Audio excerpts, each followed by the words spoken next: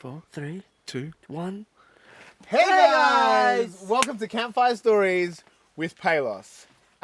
In Campfire Stories, we tell you stories that you don't want to hear, advice you didn't ask for, and jokes that you don't find funny.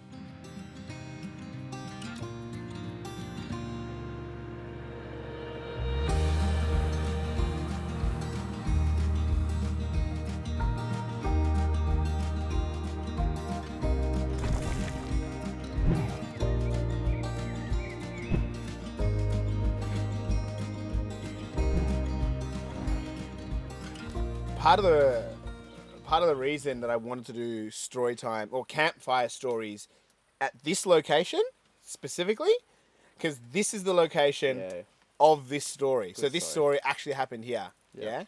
Oh, you know the story I'm talking about. Yeah. It's Good story. Yeah. So the viewers at home like it a little bit better when you're surprised. So can you act surprised for them? I can act surprised. Thank you so much. All right, so just pretend like you know the story. Okay.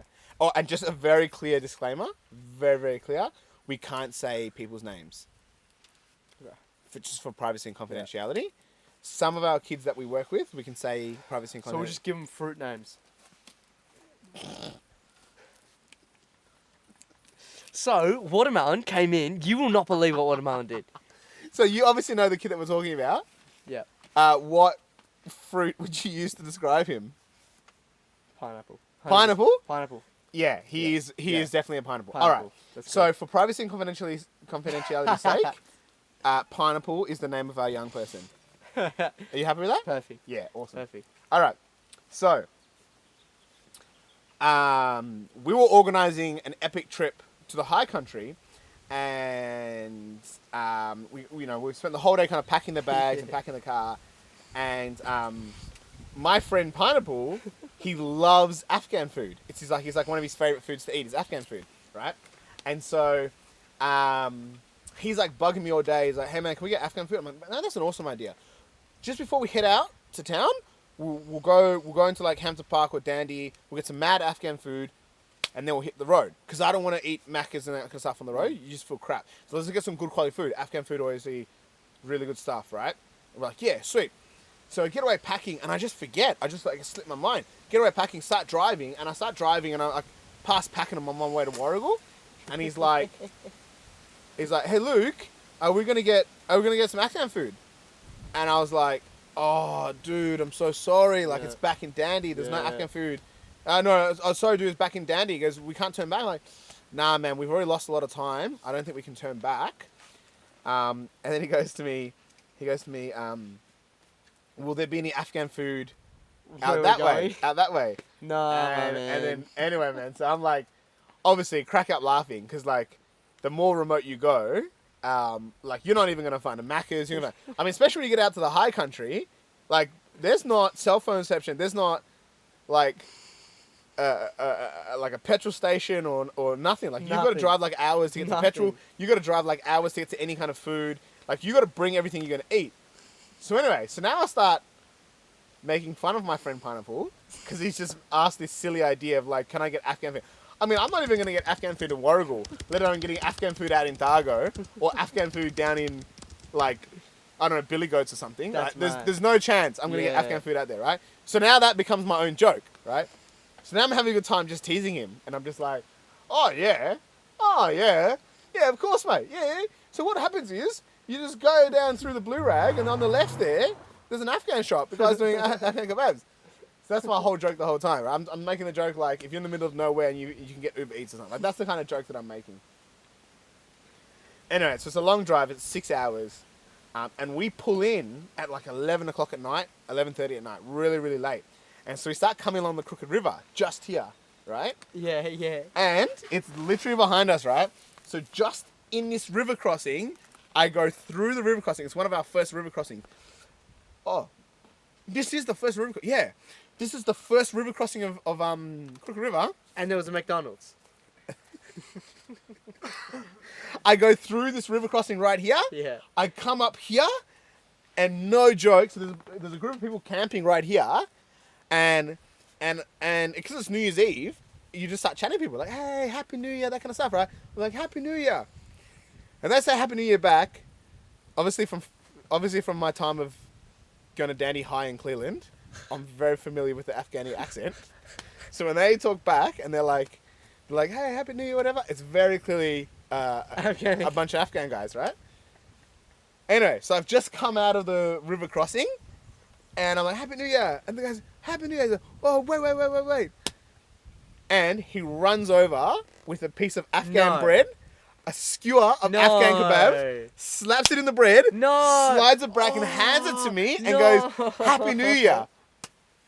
So then I give this Afghan kebab to Pineapple, and he is like laughing his butt off, like, oh, Luke, I thought you said we wouldn't find any Afghan food out here. And it was like, what are the chances? Like 1 in a million. What are the chances? I spent the whole time that same day teasing you about no way we're going to find Afghan food out here. 11:30 at night, nothing's open. I'm in the middle of nowhere, and some guys have just freshly made some Afghan kebabs, put it in my hand and give it to me. That's wild. And so Pineapple the whole time is just laughing at me, like, and he's just eating this Afghan food with the biggest smile on his face, like, oh, who's the silly one now? Alright, so my piece of advice. I learnt this one really quick. I had another one, but I'm going to roll with this one because I learnt this on this trip, to be honest. Oh, yeah? So this is for everyone that's in Melbourne. Yeah. Right? More Melbourne based. Yeah. So if anyone's in Melbourne, you know our weather. Our weather is just the worst weather in the world. Yeah. We can have 10 seasons in one day. Yeah. What I often say to people, because like when I go overseas, like I got family in Mexico and stuff, so when I like chat to them and I'm trying to explain about where I live, I'm like, if you don't like the weather, just wait 5 minutes. Just wait 5 minutes. Yep. That's a brilliant point. It's really good advice. Because especially we saw the forecast. You know, it's meant to be raining on this trip. It's meant to be raining today. We come on the trip right now. Right this second. And for those of you that can't see, the sun is out. The blaring. most beautiful weather today. 100%. Yeah. But what I've learnt is, it was too hot, like 10 seconds ago. So now it's cool. Yeah. So my advice is, on Melbourne, you need an umbrella. Yeah. And always bring a fan with you. Wherever you go, bring a fan. Like someone that like really looks up to you and is impressed with the work that you do. That's it. So kind words always just make you feel better. So when you're hot and you're like stressed, have someone there building you up, and that's it. You'll feel good. Do you want to have a crack at the joke for today that no one's going to laugh at? Okay. Because I also got a joke, You've got a joke? but I'm not sure if your joke's going to be better than my joke. Okay, well, how about this? I'll say my joke, and then if my joke isn't as good as your joke, then you... All right, cool. Okay? All right, what we do? Hey, you know on the movie Monsters Inc. Oh, no. It's where like the they have scream meter? the scream meter. Yeah, It's a laugh meter. Yeah, well, because that's how the movie ends. I'm really sorry for anyone that hasn't seen Monsters Inc. And I just spoiled the ending. The movie ends where they start doing laughing instead of screaming. So we'll do a laughing meter for the joke. Okay. And it's got 5 levels. Cool. 1, 2, 3, 4, 5. That's how you count. Yeah, that's how counting works, Frankie. That's how counting works.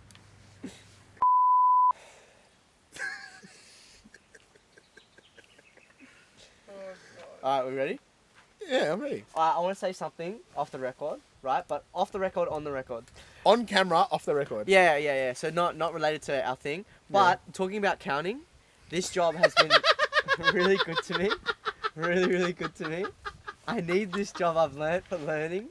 So I was out with my participant, and this year is actually last year was the year Hold I learned. on. You can't say any names, so do we have to give them another fruit? Participant. Oh yeah. Do you want to name a fruit, or can I name it off how I feel? How you feel? Yeah, because I have no idea who you're talking about yet.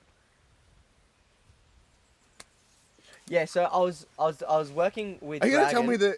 What? Dragon fruit. I was working with dragon fruit. Really? Yeah. So I was working with dragon fruit. Yeah. And so last year was the year that I actually learnt my alphabet for the first time. I don't know if you knew that, but I hadn't known my alphabet. Yeah. Since last year. So the reason I learnt my alphabet is because dragon fruit, he loved the alphabet song. If he didn't have the alphabet song, he was upset. Right? Really? So I was like, dude, let's rep the alphabet song. Wow. Rep the alphabet song. I was singing it, right? Yeah. For an hour straight. We had an hour-long drive. I was kids, singing it and like, nailed it. If there's one thing that kids love, it's songs on repeat. 100%. If they get into a song like Gangnam Style or something like that, bro, they're rocking that 45 times in a row. No stress. Exact same with Yeah. Goodbye World, man. Same ride, 100 Yeah. times. Yeah. But that's how I learned my alphabet. Yeah. So listen to the alphabet song on repeat. Yeah, brilliant. Don't ask me to say the alphabet.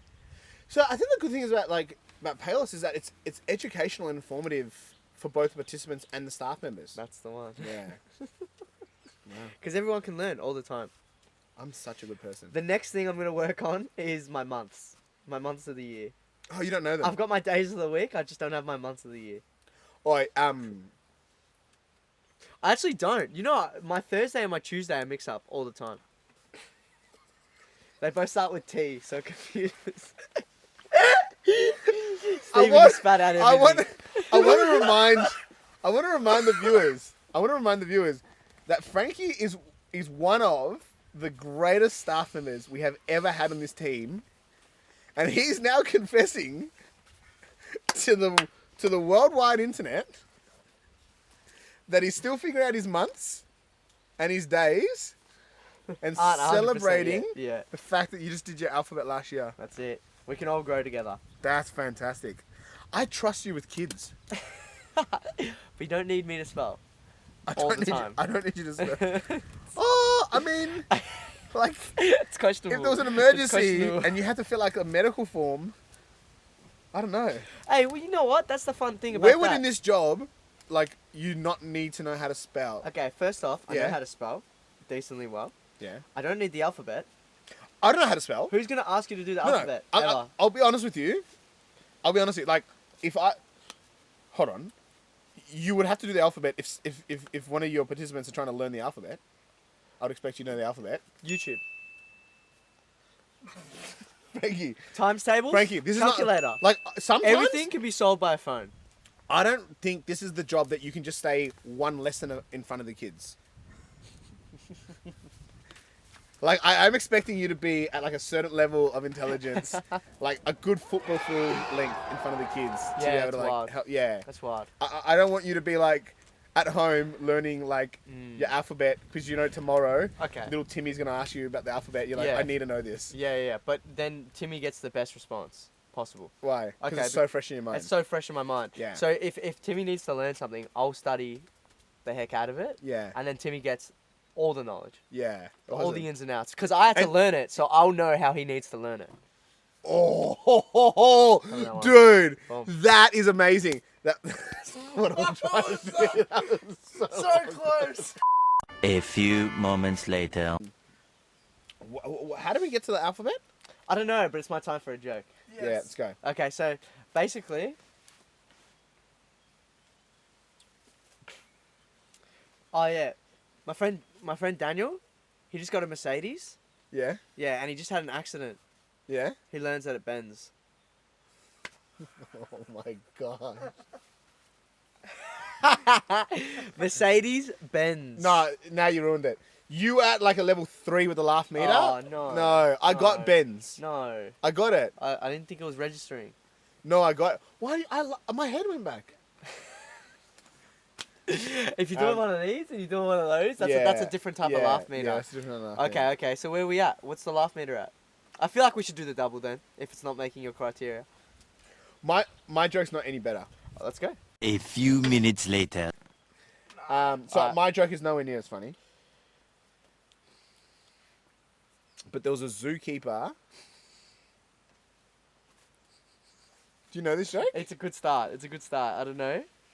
So there's a zookeeper and a lion. Dude, your editing skills must be No. on point. There's On a point. zookeeper. No, not a lion. Lion. ... A giraffe. There's a zookeeper and a giraffe. ... And And they go out.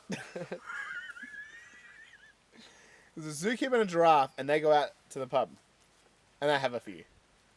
Like they're knocking them back. Do you know what I mean? It's like happy hour, knocking them back a little bit, right? And you know, like giraffes, like long you know legs, them. long legs. So when you get a bit in them, all right, and they got their long legs, They got those jelly legs. jelly legs, and they've had a few. They're a bit kind of stumbly, you know. And when you've been sitting there knocking them back, and then you finally like stand up, it hits you, and you get. And so he just stumbles over. He stumbles over and just cracks on the floor. And he's like, I mean, they're big. Giraffes are big. Do you know what I mean? They're big, so they're just out there, right? And the zookeeper's like, that's not even the joke. Why are you laughing? Keep going, bro. So the zookeeper's like, he's just stunned because he's trying to figure out What's going on? how he's going to get this guy up. Because, like, mate, his head's a heavy, heavy thing. He's like, I don't know how to get him up. And now the bartender's getting a bit annoyed because the bartender's like, oh, it's taking up so much room. I've got customers going on. And he's starting to get a bit annoyed. And she's like, mate, you can't just leave that lying there. And the zookeeper is really annoyed. Because it's like, you know when you're like, you had an accident or your car's broken down. Someone's like, oh, mate, you can't park there. Like, obviously, I know I can't park here. Like, I haven't done this on purpose, you know? Like, it's like that. So he's really annoyed. He's like, mate, you can't just leave that lion there. He's like, it's not a lion. It's a giraffe.